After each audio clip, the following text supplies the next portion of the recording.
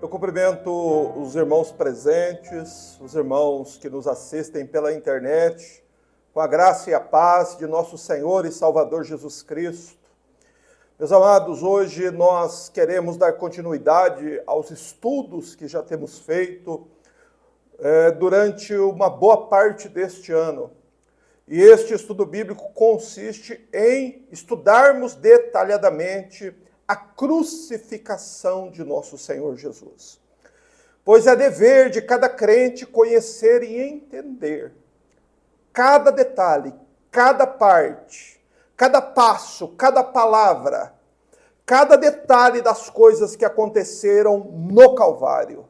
É meu dever, é seu dever conhecer estas coisas, entender estas verdades, para que então seu coração creia no Salvador crucificado e a sua alma esteja então finalmente segura.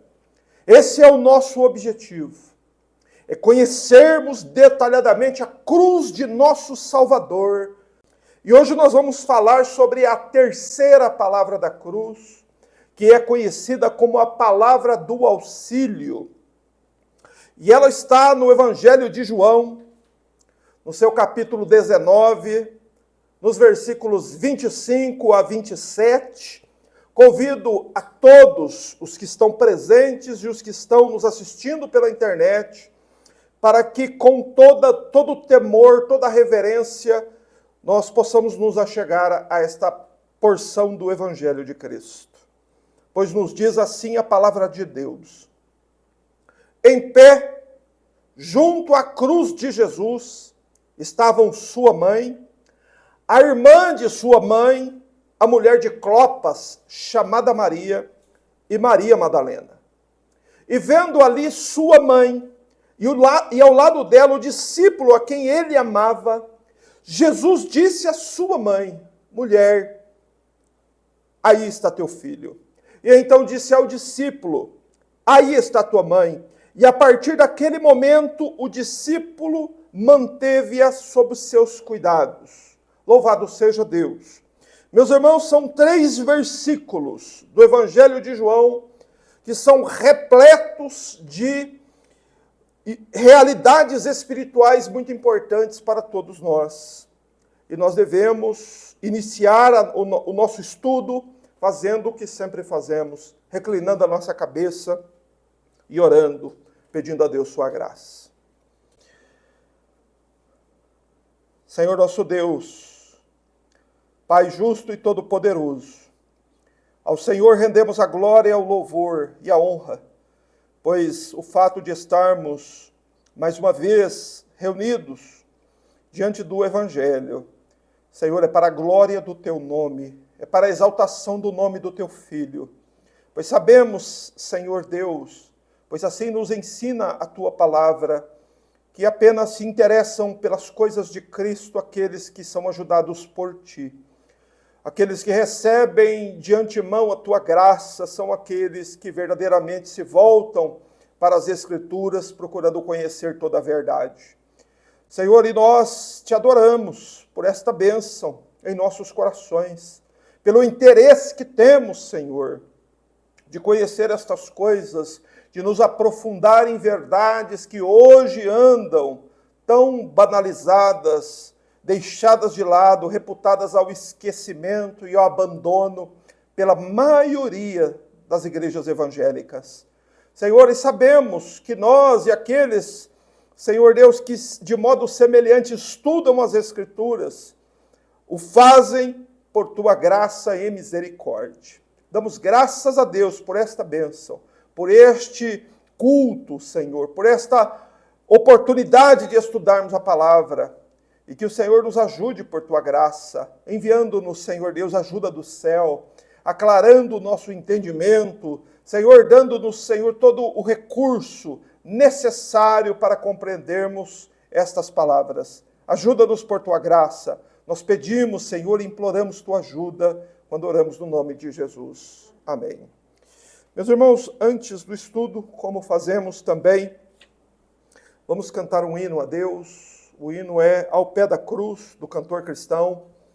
Adore a Deus conosco. Lembrando que nós cantamos para Deus o louvor, que nós dirigimos a nossa atenção e o nosso coração a Deus quando cantamos, pois o nosso propósito não é cantar para agradar as pessoas, e sim cantar para adorar o nosso Deus.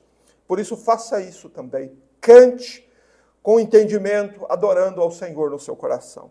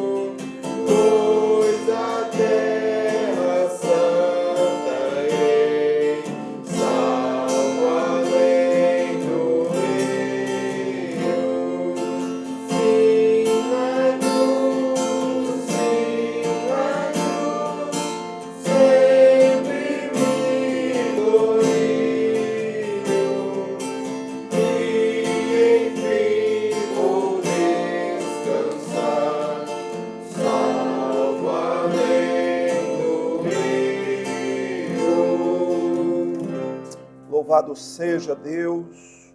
Meus irmãos, este hino certamente foi escrito quando estes servos de Deus meditavam sobre esta passagem do Evangelho, essas palavras tão importantes, os quais nós vamos estudar hoje. É sobre a terceira palavra da cruz, que é conhecida como a palavra do auxílio. Meus irmãos, e é nosso dever, é dever de cada crente não serem negligentes com estas palavras. É dever de cada crente lembrar-se continuamente da cruz de seu Senhor e conhecê-la e entendê-la em sua totalidade.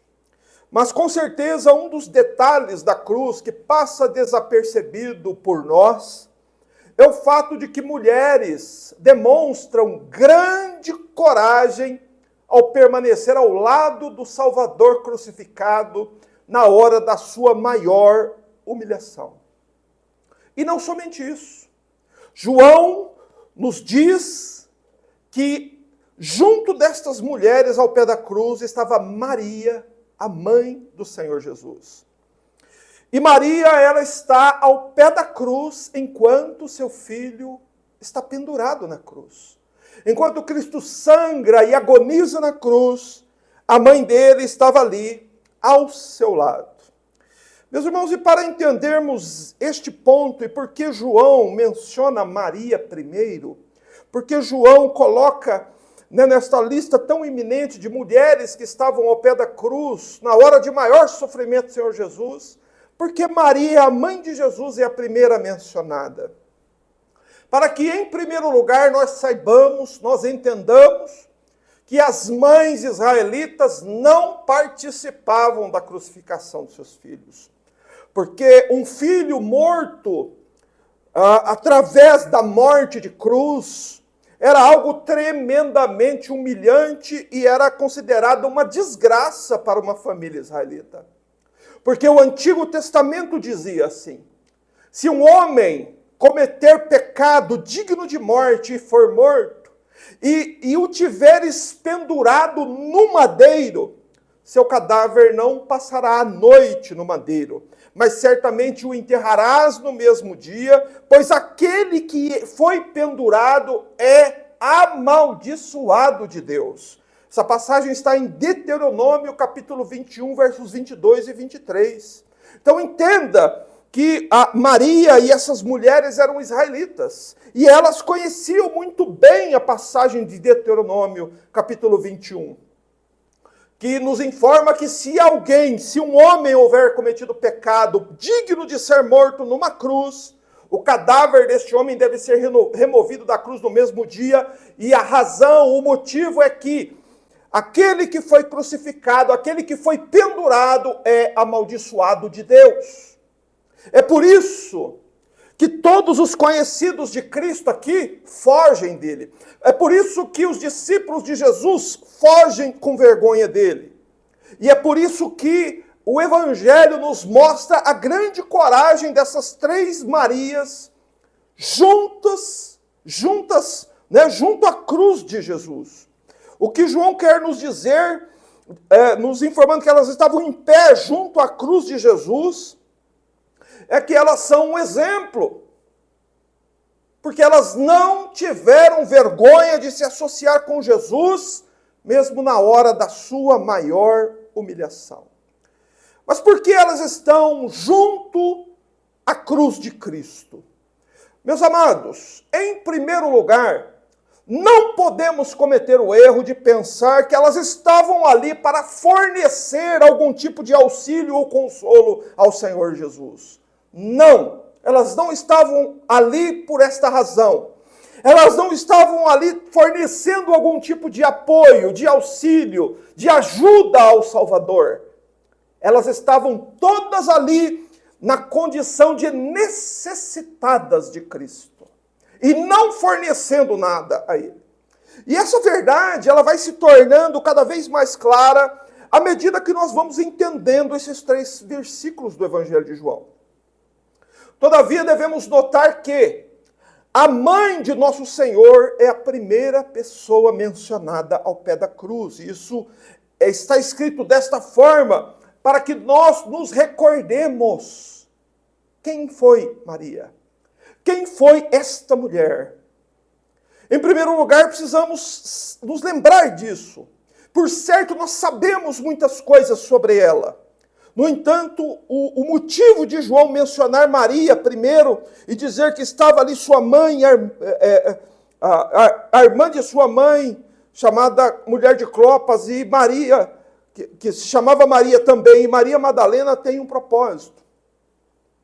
Nós entendermos, irmãos, o que a Bíblia fala a respeito de Maria. Mas para que nós entendamos essas coisas lá no Gólgota, que aconteceram no Gólgota, nós precisamos voltar no tempo e entender que as coisas que aconteceram lá no Gólgota não aconteceram ao acaso. Maria não está ali por algum impulso emocional, porque ela estava presenciando a morte de seu filho. Nada do que aconteceu ali foi por acaso. Pensar assim é estar redondamente enganado. E a razão do engano é que nós devemos sempre nos lembrar que foi o Eterno quem escolheu ao lado de quem o seu filho deveria morrer. Foi Deus o Pai quem escolheu as pessoas que deveriam estar ao lado de Cristo lá no Gólgota. Meus irmãos, e nós entendemos isso conforme nós olhamos que tudo o que aconteceu no Gólgota estava previamente profetizado na Bíblia. Tudo o que aconteceu no Calvário foi previamente preparada por Deus Pai. Mas antes de nós falarmos sobre isso e relembrarmos quem foi esta mulher chamada Maria, nós precisamos nos lembrar que há um preconceito dos crentes com relação a Maria. Nós notamos isso. Eu, por exemplo, passei muitos anos ouvindo pregações e pregando, porém, muito raramente ouvi uma pregação sobre Maria. E sabe por quê? Porque há um preconceito dos crentes com relação a ela, e nós sabemos de onde vem isso. Todavia, é um erro muito grave desprezar o que a Bíblia diz sobre ela, sobretudo na hora em que a Bíblia diz que Maria estava em pé, junto à cruz de seu filho.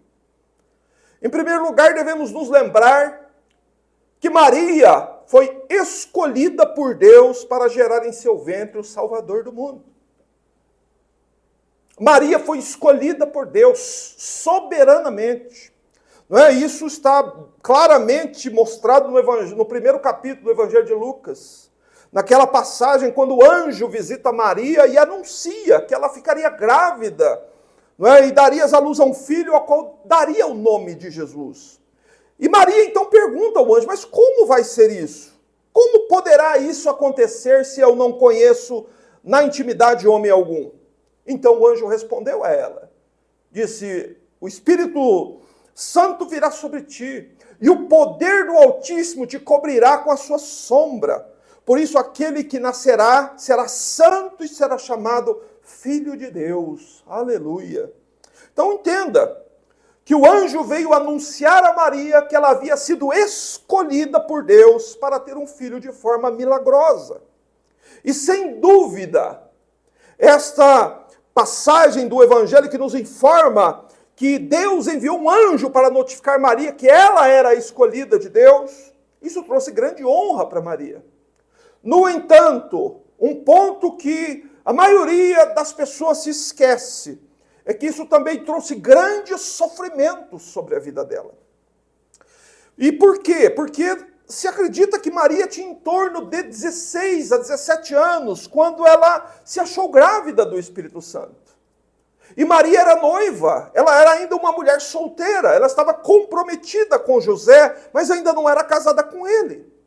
Agora imagine, uma jovem de 16, 17 anos, na casa de seus pais, junto à sua família, junto aos seus vizinhos e conhecidos, essa jovem aparece inexplicavelmente grávida.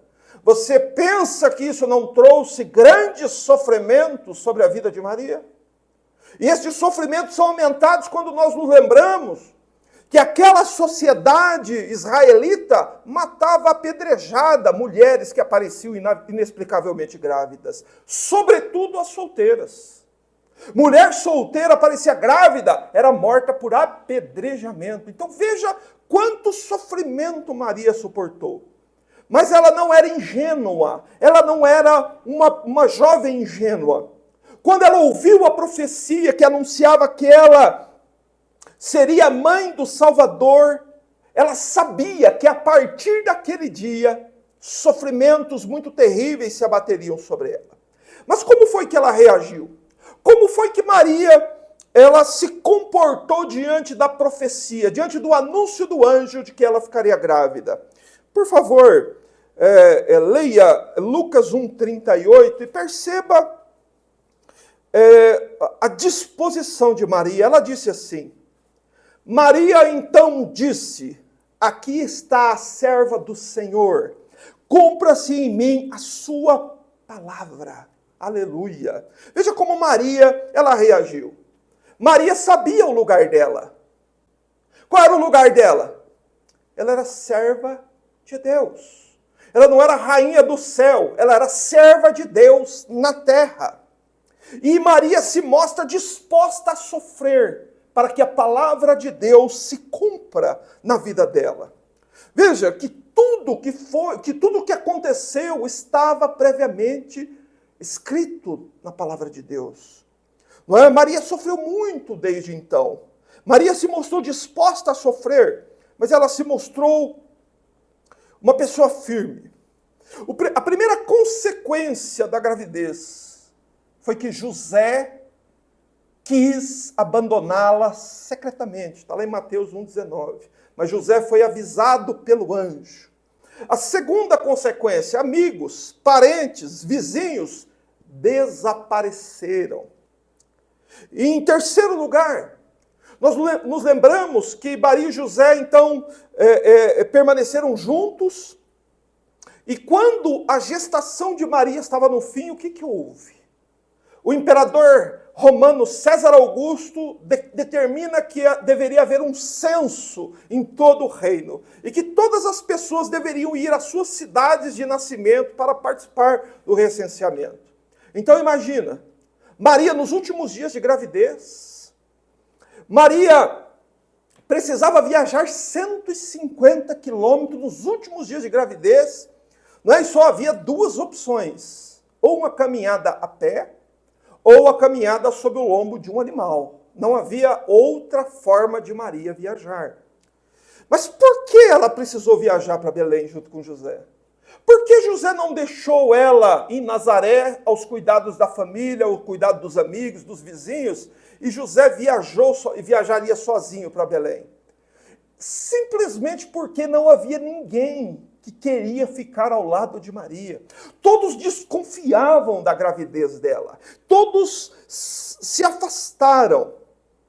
Não é? E ela também não podia ficar sob o cuidado dos vizinhos. Se José se afastasse, Maria ficasse sozinha com os vizinhos, eles levavam ela para fora da cidade e apedrejavam ela. Então, nós precisamos entender uma coisa aqui sobre Maria. Um ponto que você vai ver em toda a Bíblia sobre ela é este. Maria não tinha condições de cuidar de si mesma. Por isso, providencialmente, Deus escolhe José para estar ao lado dela. Não é? E o que acontece então nesta viagem? Chega em Belém, nasce o primogênito, conforme a profecia de Miqueias 5:2. O primeiro filho de Maria nasce quando ela chega em Belém, e assim deveria ser, porque a Bíblia diz que o Messias deveria nascer em Belém. Aí pensa, quanta aflição dessa mãe. Ao saber que as pessoas de Belém negaram a ela e a seu filho recém-nascido um lugar na hospedagem. E deram a eles um curral de vacas para passar a noite. Quanta humilhação, quanto sofrimento. Imagine vocês que são mães. Quanto sofrimento. Uma mãe tem que pegar um filho que acabou de nascer e colocá-lo num curral de vacas. Irmãos, lembre-se que os sofrimentos de Maria, no início, logo depois do nascimento de Jesus, não terminaram aí. Apenas começaram a se intensificar quando Maria teve o seu primogênito. Porque logo depois o rei Herodes quis matar o menino. Ela e José e o menino tiveram que fugir para o Egito, conforme nos ensina Mateus 2,13.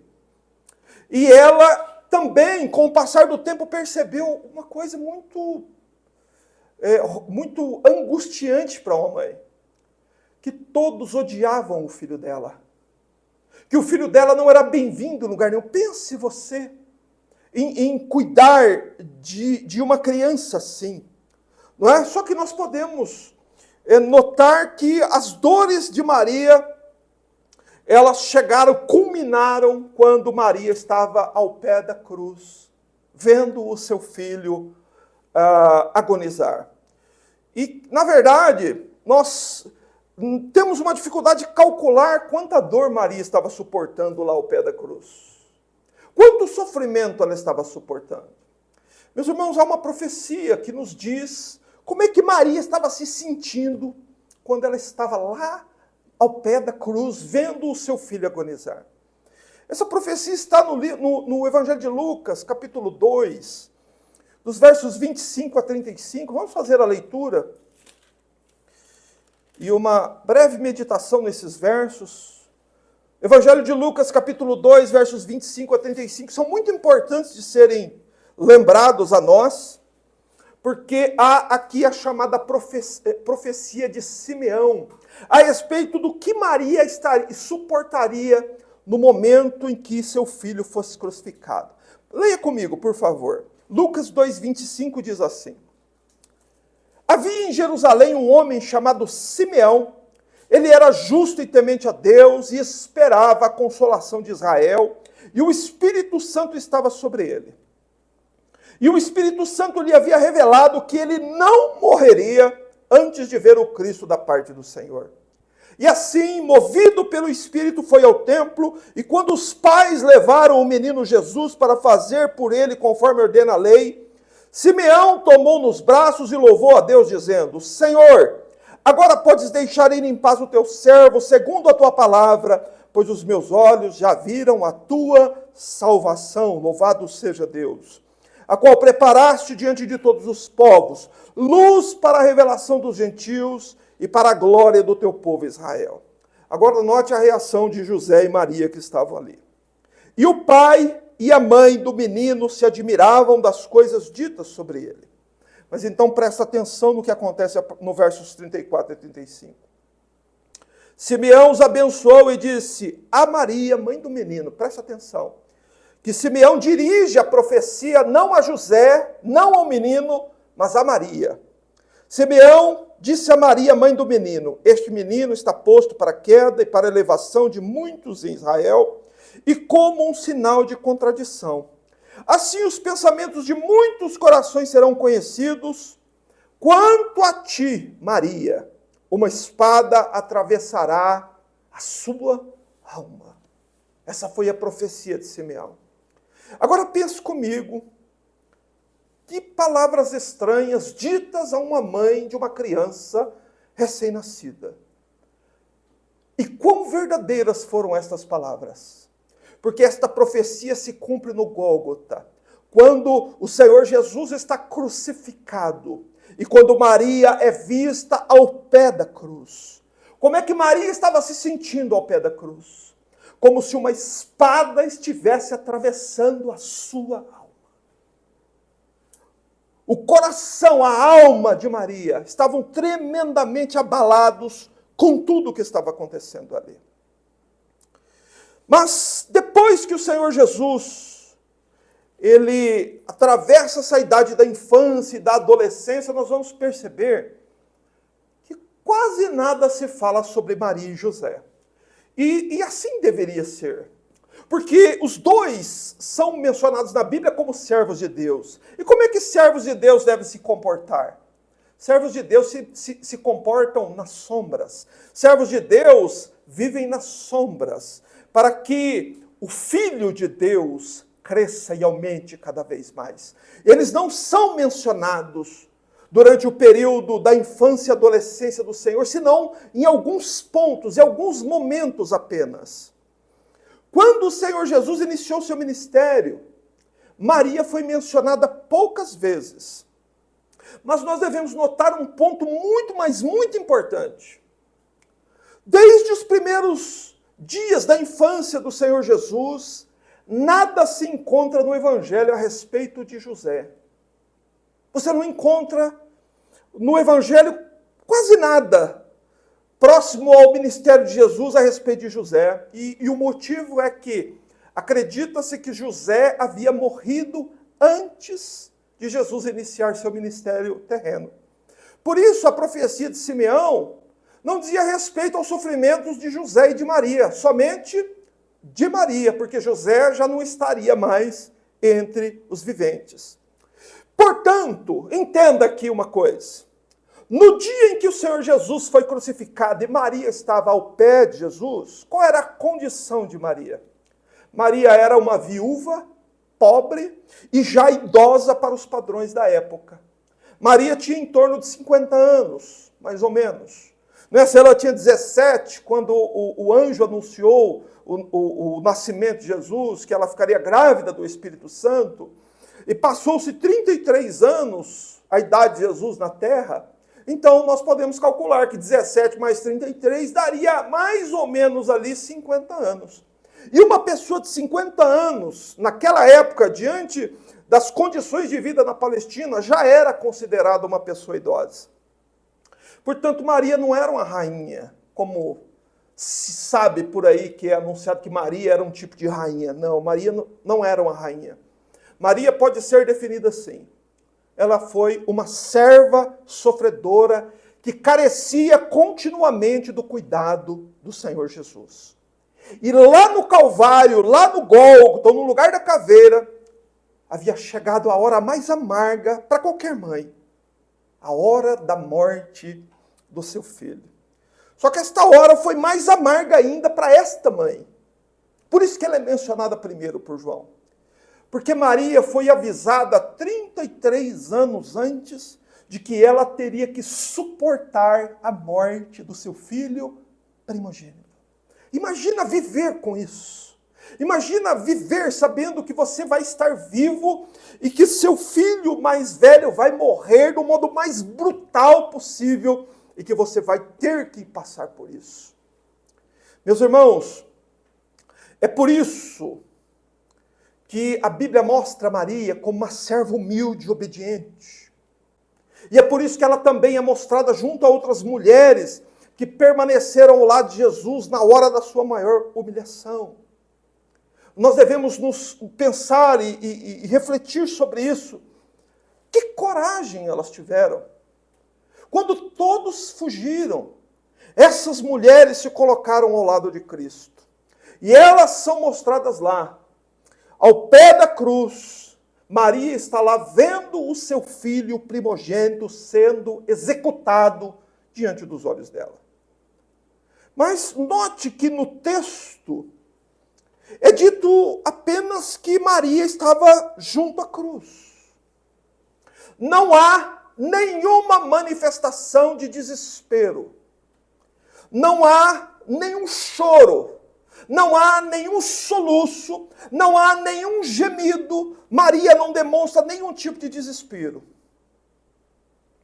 Nem ela e nem as mulheres que estavam junto à cruz. E digno de nota é isso. Nem mesmo uma palavra de Maria é mencionada.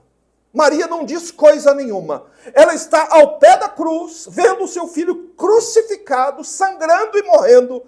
E Maria vê tudo isso sem chorar e em silêncio. Meus irmãos, como explicar uma reação dessa? Que mãe que pode suportar um negócio desse? Isso só pode ser explicado de uma forma. Maria foi avisada com 33 anos de antecedência que isso iria acontecer. Que ela iria enfrentar essa provação, essa situação. E qual foi a atitude dela diante da profecia de Simeão? Ela creu que chegaria a hora que uma espada iria atravessar a sua alma. Ela se preparou para enfrentar aquilo que a profecia anunciava. Por isso, quando se cumpre a profecia, ela não chora, ela não lamenta, ela não se desespera, porque ela passou a vida se preparando para esta hora. Meus irmãos e mais, Maria entende as razões redentoras pelas quais seu filho precisava morrer daquela amarga cruz. Maria entendia que era absolutamente necessário para toda a raça humana que o seu bendito filho morresse pregado numa cruz. Mas então nós vemos que no verso 26, o Salvador olha para sua mãe.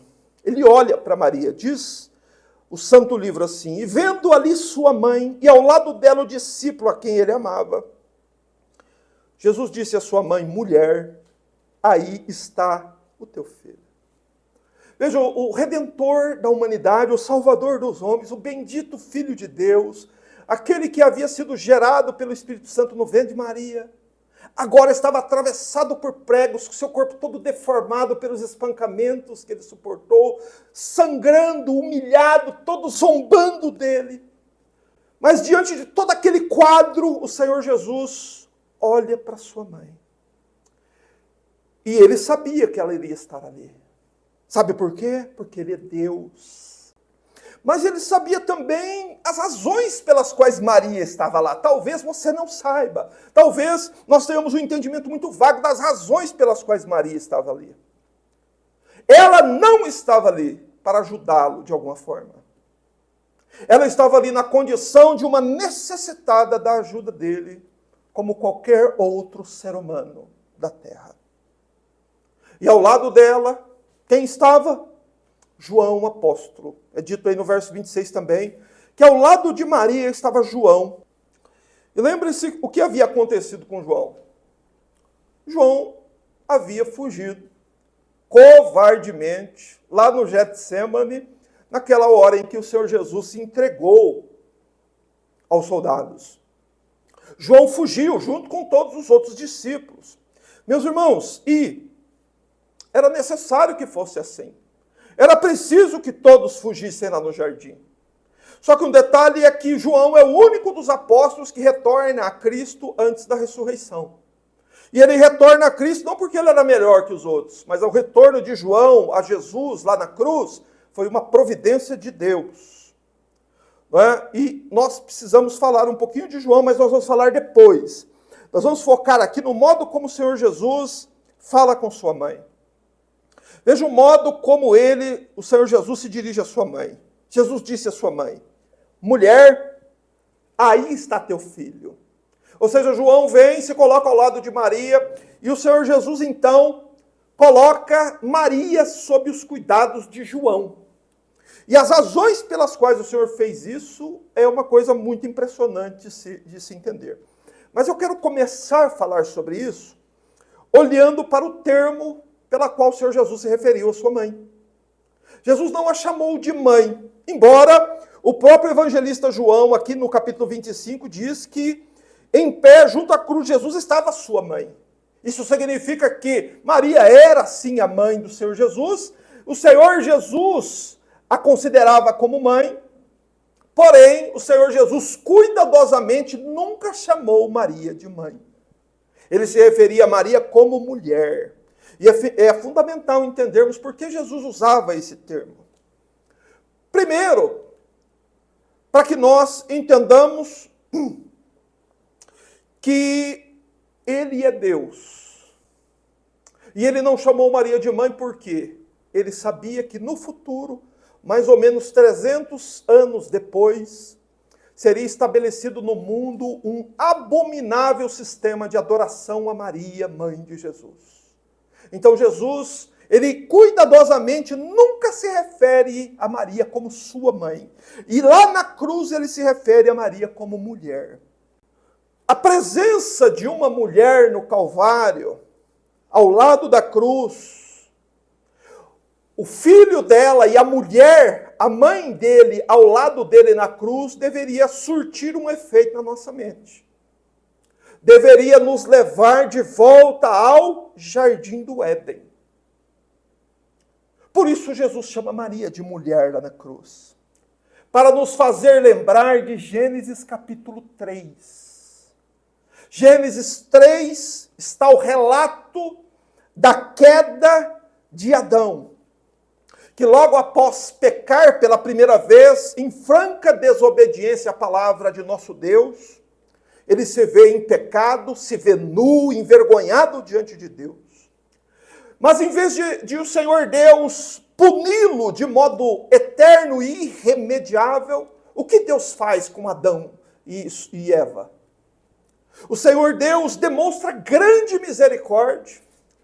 Um animal é sacrificado para se fazer provisão pela vida de Adão e Eva. Um animal é sacrificado para prover ao casal vestiduras, para cobri-los da nudez do seu pecado. E foi ali, naquele momento, naquela hora, naquele dia, lá no Jardim do Éden, que o Senhor Deus, pela primeira vez, prometeu enviar o descendente da mulher. Gênesis 3,15 nos diz, Deus, falando lá no jardim sobre a primeira vez que ele iria prometer que o Senhor Jesus viria ao mundo, ele faz esta promessa desta forma. Ele diz, porém, inimizade entre ti e a mulher, falando a respeito de Satanás, que ele porém inimizade entre Satanás e a mulher, entre o descendente dele e o descendente dela. Então, lá em Gênesis 3,15, é mostrado que o Salvador da humanidade, aquele a quem Deus enviaria para resgatar os homens de seus pecados, aqueles a quem Deus mandaria do céu para resgatar a humanidade caída em Adão, seria o descendente, não de um homem, de uma mulher, o que seria natural. Seria o descendente da mulher, ou seja, este que viria a resgatar a humanidade, nasceria de uma concepção sobrenatural, porque simplesmente é impossível uma mulher gerar um filho sozinha.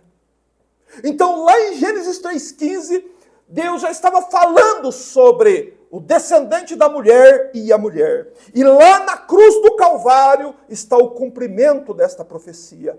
Lá está a mulher e o descendente dela pregado na cruz, assim como Deus anunciou no jardim. Que Jesus viria para pisar a cabeça da serpente, mas a serpente lhe feriria o calcanhar. Lá está o Salvador ferido na cruz, e a mulher está ao lado dele para nos lembrar desse ponto, que ele é a provisão de Deus pelos nossos pecados. Louvado seja Deus.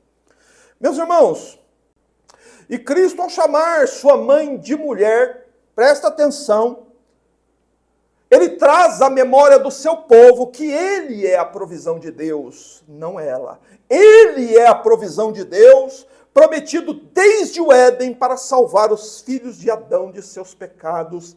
Graças a Deus. Graças a Deus que Deus nos enviou o seu Filho. Mas lá na cruz, o Senhor Jesus coloca Maria sob os cuidados de João. Presta atenção.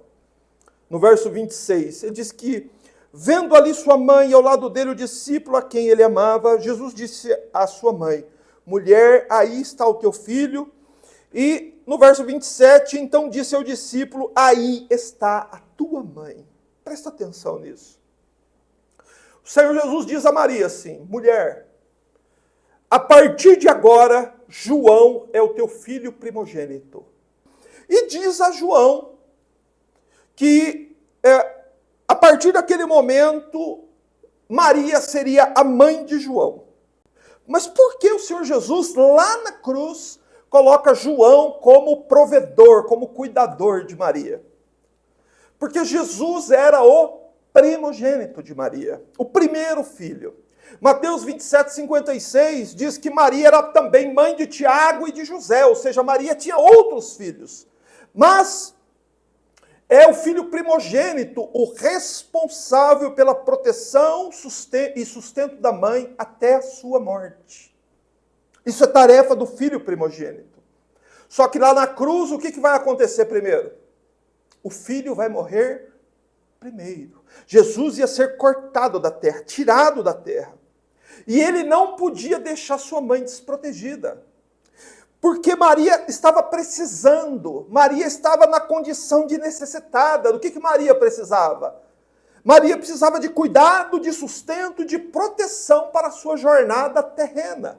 Ela iria continuar vivendo neste mundo, e por ela ser viúva, e naquele tempo uma viúva ficava completamente desamparada, e uma viúva ainda sem o seu filho primogênito, piora a situação ainda, ela precisava de cuidado. E por isso que Maria está ao pé da cruz. Ela não está ao pé da cruz para fornecer alguma coisa a Jesus. Ela está ao pé da cruz porque ela precisava muito do cuidado e do auxílio dele. Mas uma pergunta importante. Por que o Senhor Jesus não colocou Maria aos cuidados de João antes da cruz?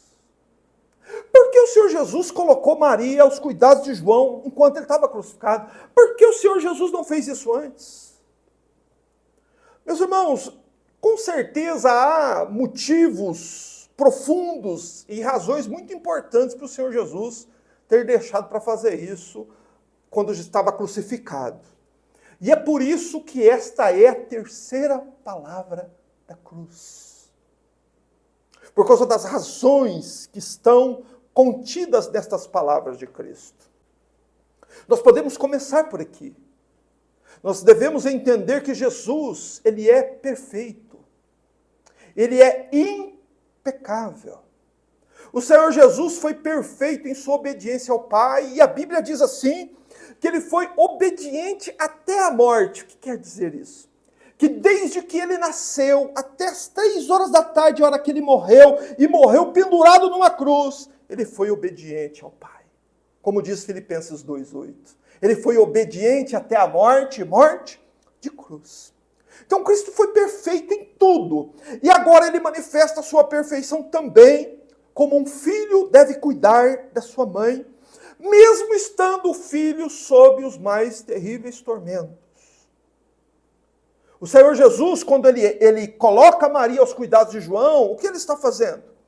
O Senhor Jesus, lá na cruz, ele não está se omitindo do que a Escritura ordena a um filho que faça relativo à sua mãe. Ele estava suportando o maior horror que um ser humano já suportou. Mas mesmo assim, ele não estava desobrigado de obedecer o que a Escritura ordena que um filho faça a respeito de sua mãe. E nós vamos entender isso. Lá em Êxodo capítulo 20, verso 2, lá nos 10 mandamentos, está escrito assim: vós filhos, sede obedientes a vossos pais no Senhor, porque isto é justo. Ou seja, um filho obedecer seu pai é um ato de justiça. Um filho quer praticar a justiça e viver corretamente perante Deus, obedeça a seus pais. E o mandamento diz assim: honra a teu pai e tua mãe. Meus irmãos, esse mandamento tem a sua realidade realçada quando nós percebemos que o Senhor Jesus já era adulto, que o Senhor Jesus já era senhor de si mesmo, que ele não estava mais sob a tutela de Maria, sob o cuidado de Maria. Mas, mesmo assim, ele continua obedecendo ao mandamento, para que nós entendamos isso, que sermos adultos não nos isenta, não nos exime de cuidar de nossos pais, de cuidar da nossa família. Né? Nós precisamos compreender essas coisas melhor. E também compreender o quão prudente foi o Senhor Jesus quando ele escolhe quem vai cuidar de sua mãe. Ele encomenda sua mãe aos cuidados do apóstolo João. Ou seja, João foi escolhido por Jesus para cuidar de sua mãe. Mas por que Jesus escolheu João? É porque ele é chamado, daquele discípulo a quem Jesus amava. Ele foi o discípulo que mais falou sobre o amor de Jesus. Então, este homem, este apóstolo chamado João, seria a melhor companhia espiritual para sua mãe. Então o Senhor Jesus, quando coloca Maria aos cuidados de João, não estava apenas provendo ela teto, alimento e proteção. O Senhor Jesus não esquece de nada, irmãos. O Senhor Jesus sabe de todas as necessidades que o seu povo tem. Jesus proveu o teto, proveu o alimento. A Bíblia diz claramente que a partir daquele momento João a recebeu em sua casa. Então ela teve um teto para morar depois da morte de Jesus. Ela não ia ser uma sem teto. Ela ia ter alimento também. Ela ia morar na casa de João. Ela ia ter proteção. Ela ia ter um homem atendendo e cuidando dela. Mas, sobretudo, João seria a melhor companhia espiritual para sua mãe. E esse é um ponto muito importante de ser entendido. Meus irmãos, nós temos muitas necessidades na terra. No entanto, nenhuma necessidade é maior do que termos boas companhias espirituais. aqui também fica realçado a importância do cuidado familiar. Não é? Cristo ajudou sua mãe, desde a morte de José, seu pai, e durante todo o seu ministério terreno. Por isso que, às vezes, no ministério do Senhor Jesus, durante os 3 anos, do seu batismo, até a sua crucificação, nós vemos Maria junto de Jesus. Onde o Senhor Jesus ia, Maria ia junto. E por quê? Porque era o Senhor Jesus quem fornecia a Maria tudo o que ela precisava. A verdade aqui que nós vemos em todo o Evangelho é essa. Não existe na Bíblia uma Maria autossuficiente, uma Maria que cuidava de si mesma, uma Maria rainha. O que havia era uma Maria que não podia cuidar dela mesma. Era uma viúva pobre e idosa, que precisava do auxílio do seu filho mais velho. E mesmo quando o Senhor Jesus está pendurado entre o céu e a terra, crucificado, Jesus continua desempenhando a sua responsabilidade como filho. Entenda, Jesus é aqui o centro da maior e mais importante obra do mundo. Maior foi a obra que Cristo realizou no Calvário, até mesmo comparada com a obra da criação. Porque a obra da criação, ela passa. Céus e terra passarão. Mas o que Cristo realizou no Calvário permanecerá para sempre. Veja a obra, a responsabilidade que estava sobre os ombros de Cristo. No entanto, ele não atropelou suas responsabilidades familiares, nem deixou de cuidar da sua mãe, porque esse é o mandamento de Deus. Irmãos, aqui é um ensino muito precioso para nós. Se o Senhor Jesus agiu assim com sua mãe, isso significa que nenhuma obra, nem a mais importante obra que exista, nem a evangelização do mundo pode nos desculpar por sermos omissos no cuidado da nossa família. O Senhor Jesus é o exemplo máximo disso. A maior obra de todas estava sobre os ombros dele, e ele não se esquiva da sua responsabilidade, dizendo: eu estou com uma obra muito importante para realizar aqui, e não posso cuidar da senhora agora. Não. O Senhor Jesus cuida de tudo. E há uma passagem na Bíblia muito importante de ser lida nesse momento. De que ao crente não é permitido que ele negligencie as necessidades de sua família. Está em 1 Timóteo 5,8, quando o apóstolo Paulo escreve assim: mas se alguém não tem cuidado dos seus, e principalmente dos da sua família, negou a fé e é pior que o infiel. Quando alguém não cuida da sua família, esta pessoa é pior do que um ímpio. É isso que o texto bíblico diz. E por quê?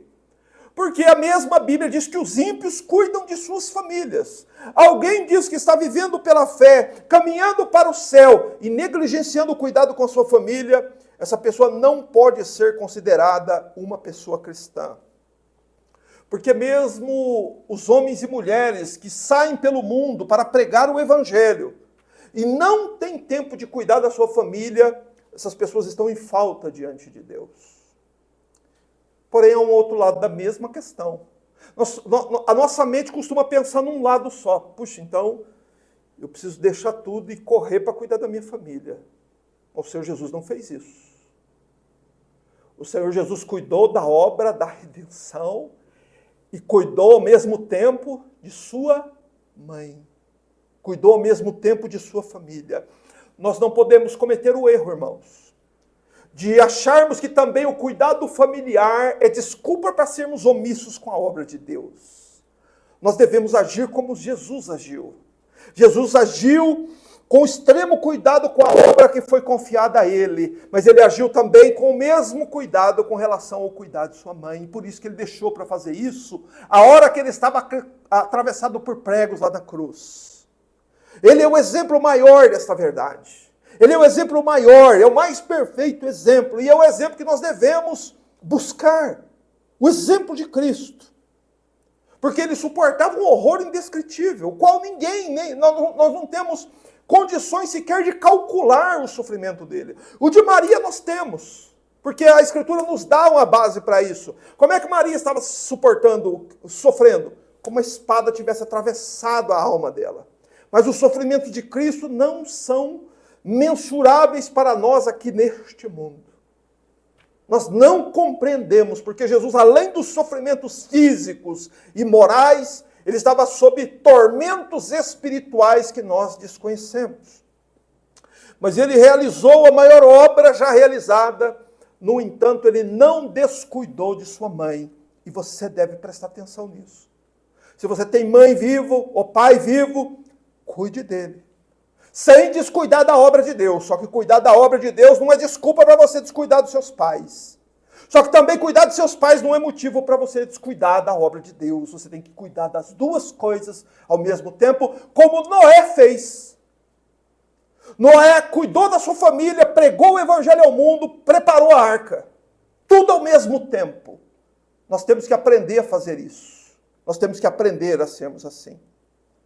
Mas, irmãos, caminhando para o final, nós precisamos concordar numa coisa. Maria foi um exemplo. Por isso que ela é mencionada ao pé da cruz. Ela é um exemplo de mulher, ela é um exemplo de mãe. Porém, ela é sempre vista na Bíblia como alguém que precisava de cuidado, como alguém que precisava de auxílio, desde o primeiro momento. Foi por isso que o anjo impediu José de ir embora. Ela precisava de alguém que cuidasse dela. Ela sempre precisou de alguém que cuidasse dela. E agora ela precisava do auxílio de seu filho. Veja como a Bíblia é muito clara em mostrar isso. Maria não era rainha. Maria não era uma mulher autossuficiente. Quem era ela? Antes mesmo do nascimento de Jesus, Maria cantou assim: a minha alma engrandece ao Senhor, e o meu espírito se alegra em Deus, meu Salvador, porque deu atenção à condição humilde da tua serva. Lucas 1, 46 e 47. Veja o que Maria cantou.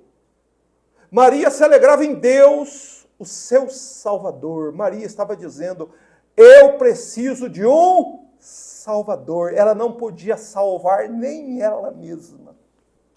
E mais, ela diz: porque Deus deu atenção à humildade de sua serva. Então ela era uma mulher que entendia que precisava da salvação, que ela entendia que ela era humilde, que ela sabia que ela era só uma serva. E entendamos aqui o seguinte, que quando o texto bíblico nos mostra Maria agindo assim, não é que a Bíblia está humilhando Maria. O que a Bíblia está fazendo? O que o Espírito Santo está fazendo ao mencionar para nós as palavras de Maria, esse cântico de Maria? O Espírito Santo está nos mostrando o que Maria pensava de si mesma. O que Maria pensava a respeito dela? Ela era uma mulher que carecia de salvação, que ela não poderia chegar no céu sozinha. Meus irmãos, e é por isso que a Bíblia mostra Maria ao pé da cruz, precisando de Jesus, tanto quanto qualquer outro pecador precisa. E um ponto importante que eu quero destacar aqui é o seguinte: a verdade aqui, fundamental e clara aos olhos de todo aquele que quer ver, é o seguinte: ela não podia socorrer a ela mesma. Mas pensa comigo aqui. Se então Maria não podia nem mesmo prover a subsistência na terra para ela, será que ela poderia prover a entrada do céu para alguém? Não seria uma tolice pensar dessa forma? Não seria algo completamente antibíblico e abominável aos ouvidos da própria Maria?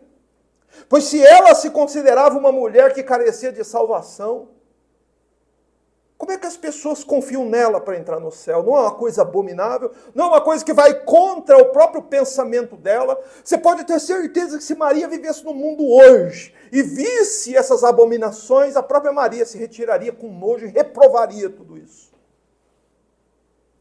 Meus irmãos, por isso, devido às suas carências, às suas necessidades,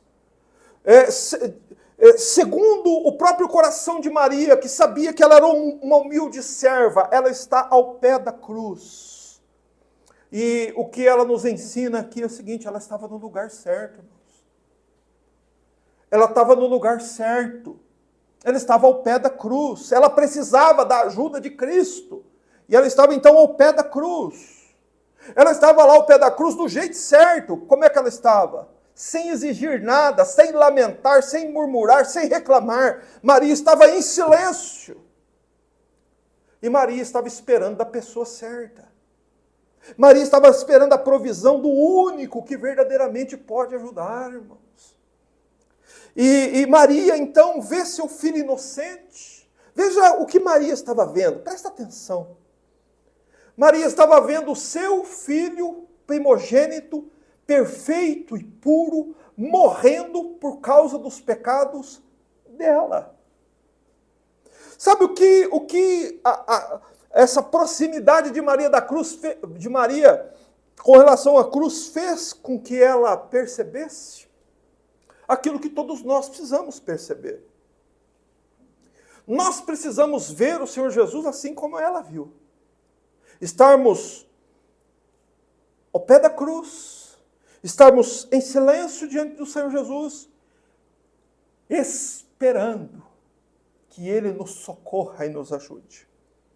Irmãos, e a conclusão que eu dou para este ensino é o seguinte: Jesus é a provisão de Deus para a humanidade. É Jesus o centro do Evangelho. É Jesus o centro lá do Calvário. Por isso ele foi crucificado no centro entre dois malfeitores. É por isso que Maria não é mostrada sozinha, ela é mostrada junto com outras mulheres. E lá no Evangelho de Mateus nós vemos que haviam outras mulheres ainda ali no Calvário. Mas o que a Bíblia quer nos ensinar aqui é que o Senhor Jesus é a provisão de Deus para nós, prometida em Gênesis 3,15. O que o Senhor Jesus veio prover? O Senhor Jesus veio prover perdão aos inimigos de Deus. A primeira palavra da cruz. O Senhor Jesus veio prover salvação àquele ladrão arrependido. O Senhor Jesus veio dar salvação a todo que se arrepende. O Senhor Jesus veio prover todas as coisas necessárias para o seu povo enquanto caminhamos por essa terra. É por isso que o coração de alguém que serve a Cristo e que espera nele, não teme as coisas deste mundo. Não se preocupa com as coisas terrenas. Se preocupa com a sua própria alma. Porque do cuidado da nossa vida aqui, assim como o Senhor Jesus proveu a Maria lá no Calvário, Ele continua provendo ao seu povo daqui até a eternidade. Jesus é o provedor de companhias espirituais. Nunca se aflija com relação a isso. Se você tem necessidade destas companhias, peça ao Senhor. Peça a Ele. Ele sabe o que você precisa, mas suplique a Ele, que Ele te dará companhias espirituais, porque Ele fez o mesmo por sua mãe lá na cruz. Meus irmãos, lembre-se que o Salvador jamais se esquece de nada. Que Ele conhece as nossas necessidades, conhece a nossa estrutura. Portanto, para nós, hoje, o que é estar ao pé da cruz? Como é que nós nos achegamos ao pé da cruz? Meu amado, sempre que você se achega, a mensagem do Evangelho, que fala sobre a cruz de teu Salvador, você está se achegando perto da cruz, tal como o exemplo daquelas mulheres naquele dia. Estar ao pé da cruz é o reconhecimento da nossa própria incapacidade de cuidar de nós mesmos, tal como Maria. Maria estava lá porque ela sabia que se Jesus não a ajudasse, ninguém mais poderia ajudá-la. Entenda, aprenda aquilo que a Bíblia está te mostrando a respeito desta serva de Deus. Estar ao pé da cruz é você reconhecer que você não pode salvar a si mesmo. Que você, como Maria, precisa de um Salvador. Então se alegre em Deus, o teu Salvador, porque Ele foi atravessado com pregos lá no Calvário para prover a salvação da sua alma. Meus irmãos, estar ao pé da cruz é o reconhecimento que nós não podemos nem prover a nossa subsistência na terra. Que tudo recebemos de Deus. Que se o seu coração ainda pende em achar que você pode fazer alguma provisão para garantir o seu futuro, você está agindo como um incrédulo. pois o servo de Deus espera em Deus. Pois a Escritura não nos diz assim? Que tens tu que não tenhas recebido? O que é que você tem que você não recebeu? Se você recebeu teto em todos os anos que você vive na terra, você não recebeu teto porque você viveu numa família de melhor condição ou pior condição. Não foi uma obra do acaso, foi provisão de Deus te dar um teto. E Ele deu teto a você e não deu a outras pessoas. No entanto, tudo que Deus faz é bom e justo, e Deus é justo com tudo que Ele faz. Só que aprenda e reconheça ao pé da cruz. Você não vai poder prover seu futuro. Se você fizer isso, você vai desgraçar a sua alma. Confie em Cristo. Maria não tinha nada naquele momento. O filho dela, mais velho, estava morrendo na cruz. O seu arrimo de família, aquele que a sustentava, a abrigava e cuidava dela, estava sangrando e agonizando no Calvário. Mas ela fica ali em silêncio. Nada pede, nada exige.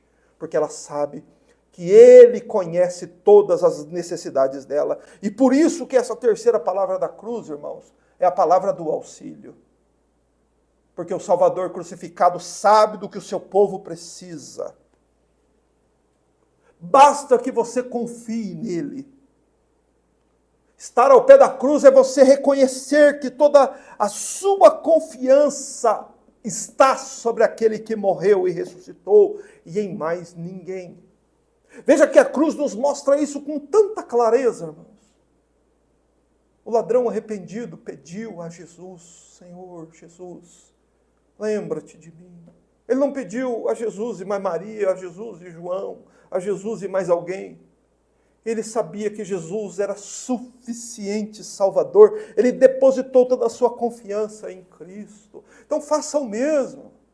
Mas se você não consegue confiar nem a sua subsistência na terra, será que é possível alguém confiar a sua alma a Jesus e não confiar a sua jornada terrena a Ele?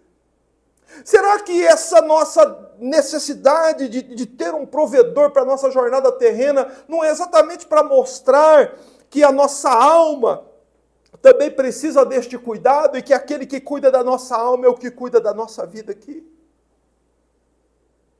Espere no lugar certo, irmão, junto à cruz.